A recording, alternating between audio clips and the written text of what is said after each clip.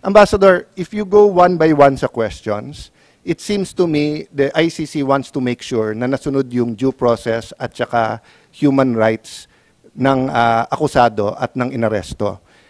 In your view, meron po bang violation ng batas sa pag-arrest or pag-detain ni former President Duterte? Wala po. So wala? Opo. So wala. And you know our law, so walang violation. Opo, opo. Okay. How about you, General Torre? May violation ho ba sa arrest or detention ni former President Duterte? No, sir. No, wala. Categorical, wala tayong violate na law. No, sir. Okay. Can I read to you Republic Act 7438, an act defining certain rights of person arrested and detained under custodial investigation, as well as the duties of the arresting, detaining, and investigating officer and providing penalties for violation thereof. Section F, any person arrested or detained, arrested, detained, or under custodial investigation shall be allowed visits by or conference with any member of his immediate family or any medical doctor or priest, minister, chosen by him, or by any member of his immediate family or by his counsel. I saw the video, sir. President Duterte was asking for his own doctors. Ang sabi nyo, hindi, may dala kayong doctor na colonel. Tama po ba? That's one part, sir. Yes, so you did not allow him to bring in his own doctor. There's another video that will show that he has his doctors from the Cardinal Santos. Yes, sir. and he was saying kulang yon kasi ano pa sila, di ba? Yung iba pang doctors, pero hindi na pinayagan. There's videos from outside, yung ibang gamit, etc. Correct, sir? So, you can answer. Hindi to yes or no.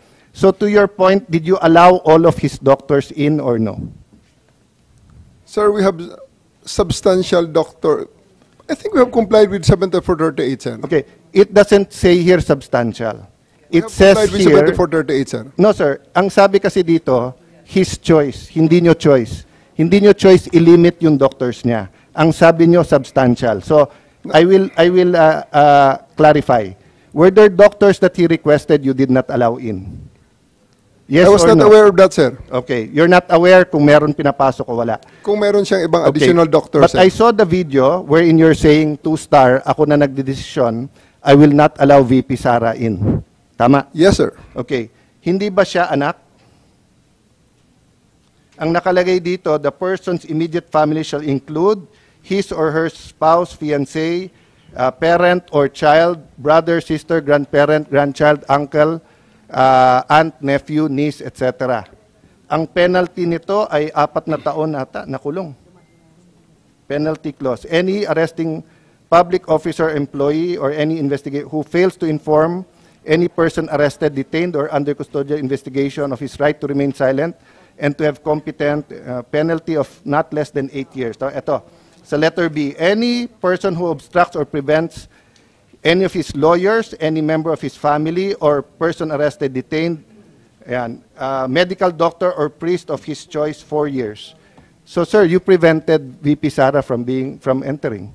At the outset, sir, maraming salamat sa pagbigay sa akin ng pagkakataon na ito para maklarify yan, sir, dahil nung first hearing natin, sir, ay palagay ko na-explain na lahat yan, sir, at nagkaroon ng napakaraming mga... Nung first hearing, sir, ang pinag-usapan kasi doon na lawyer, ako, upon looking at the Constitution, kaming mga senador, we cannot appear before the court, but we can practice.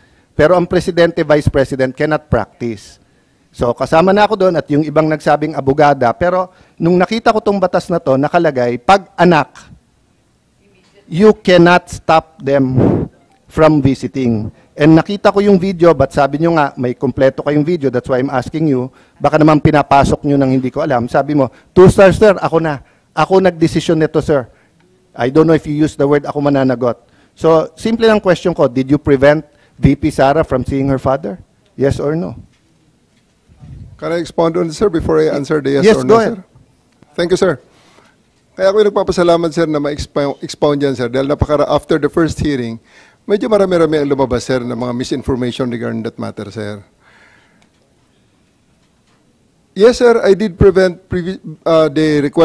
I did deny the request of President Duterte for him to to allow VP Sara to enter, sir. Kasi nga naman, sir, mag-aalas 10 na yun, sir. And that is already around 12 hours after we first got him into custody. The VP has all the chances to be with the President earlier that day. We are expecting her. Actually, sir, mga alas 3 pa lang, may information na darating siya. And kung gusto talaga nilang pumasok, sir, pwede naman, sir, eh. Kasi Hinadlangan mo nga eh, di ba? Ma'am, sinundo, ma'am, sa loob ng Villamor. Sinabi nga ninyo na hinarang, di ba? Yes, ma'am. Ito, kasi mama, gabi na, matagal na. I did, ma'am, I did really prevent that from the VP. I told the President that she can visit her on the detention cell in Hague. Sabi ko kung gusto niya talaga. Pero Sabi kasi mo nga naman, makapasok, pero ma'am, sa kabilang sandali, dako ma'am. sinabi mo you prevented her. Alin ba talaga? Let me clarify, ma'am. Hindi pa ako tapos, ma'am, eh. Hindi. Iba-iba Okay, lang yung sinasabi mo eh. Ma'am, patapusin niyo ako kung pwede. Kung pwede, ma'am. Okay lang. Kasi, ma'am, Madam Chair, meron tayong... I think the resource person is, If you will allow me. huh? Sir, if you will allow me. Sir. Yaw. Okay, sir. Kaya nga, but please. Ito, please. sir, ah. After all was being said and done, yung sasakyan ni Hanilet, sir, and 5 other vehicles, nakapasok at sinundo sila, sir. Ang eroplano nasa bukas pang pintuan, sir. So, yan, sir, ang isang tumayong balahibo ko nun, sir, noong panahon na nakita ko, naku, andyan yata si VP Sara, andyan si Bongo nakapasok na. Kasi sinusundo na, sir, si Hanilet at saka si Kitty, sir, ng kanilang mga sasakyan, together with the other entourage. Bakit nila sumabay dun, sir, sa tarmac? Bukas pa naman, sir, ang pintuan. Alam mo, Madam Chair, Sir. Nick, Sir. That's a new ibig mong information, sabihin, sir. kung pwede pumasok yung si Ma'am Hanilit at saka si Kitty, gusto mo ring sabay-sabay na sila. Sir, ganito. Hindi ko dinideny na pinrevent ko si VP Sara na pumasok based on the request of the former president. Okay, The reason for that, you prevented VP Sara from entering. yes, ma'am. Okay. Because the reason for that is that 12 hours na ang nakalipas at tapos na ang lahat ng mga delaying tactics. Nick, I cannot allow that. Otherwise, Nick, magiging magulo pa ang situation, Nag-expire sir. pala yung karapatan ng akusado. may expiration date pala yung karapatan ng anak na bumisita sa kanyang tatay. Sir, we do believe, ako, sir, personally, that's my call at that time because I'm operating on the premise ng So it's aking your mission. call. So it's your call to Yes, violate sir. the law. Yes. It's your call to violate the law. Dahil nakalagay sa batas, binasa ni Senator Alan Cayetano na bawal na pigilan yung anak na bumisita. So it's your call to violate the law. Hindi sa ganong context, sir. Oo. Anong konteksto? Anong Kasi konteksto sabi mo? mo lang, talagang hinadlangan mo yung pagpasok eh. Mr. President, I won't belabor the point kasi sinagot nyo naman, sir, yung tanong ko. Kasi nga, going back to Ambassador Lacanilao, that's a violation of the law. If you look at the law, it says arrested, detained, and custodial investigation. Kung arrested lang to, baka may lusot, 12 hours, 6 hours, matagal na. Pero ang nakalagay sa law kasi, you cannot deny pag arrested, detained, and custodial investigation. No if, no buts tong batas na to because nga, in the past, lalo pagka, wala pa namang internet masyado nito eh. 1992, no? Wala pa masyado yung mga, bago pa lang yung mga, cellphone na ba nito or ano? But ang point, sir, there's no exceptions here. So that's a matter of defense kay General Torre. But just to pursue this, yung Dr. Suba ni President Duterte certified him fit to travel. Di ba sabi niyo, sir, eventually pinapasok niyo rin doktor niya. So nung una, sa video nakita ko, ay hindi pa kasi niyo nasasubmit yung buong video, kaya hindi pa namin na-review, no? That's why I'm giving you the benefit of the doubt. Kasi I'm not an eyewitness, I didn't see and even if I'm not an eyewitness, I didn't view the video, no?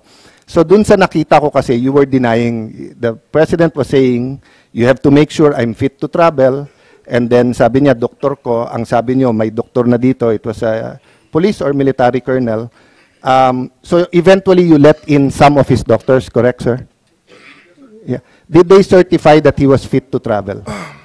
I believe, sir, on that argument, we can already No, take... it's not an argument. I was just Sir, asking. okay, sir.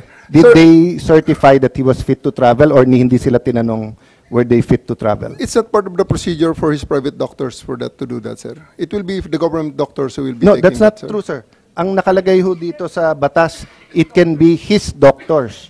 Magiging inutil yung batas if you invite your doctors and then they cannot certify. So, ang mangyayari nun, if they certify hindi pwede, sinertify ng government doctor pwede, korte ang magsasabi at kakasuhan yung doktor na nagkakamali.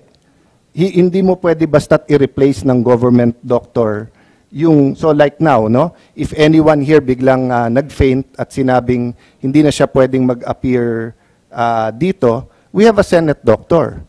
But if it's the doctor of the witness who tells us, we cannot immediately judge on the two. Kasi even dito po sa surrender, may mga tanong about being fit to travel eh.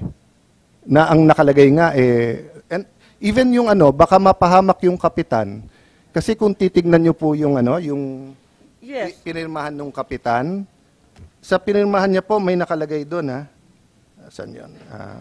Yes, Senator Cayetano, kung pwede lang Yeah, i-clarify, anyway, ang nangyari, si Kitty, sinabi talaga na hindi pinapasok yung doktor. At sinabi ni Dr. Rosa Alensi na ang dating Pangulo, napakataas na ng kanyang diabetes, umabot ng 328, he needs to be admitted directly to a hospital. Nagkaroon ng diskusyon doon sa Villamor, pinatawag yata, nung isang Colonel Dr. Donald Palma, cardiologist, na hindi siya nasa kalagayan na magbiyahe ng mahaba, pero pinirmahan ni Dr.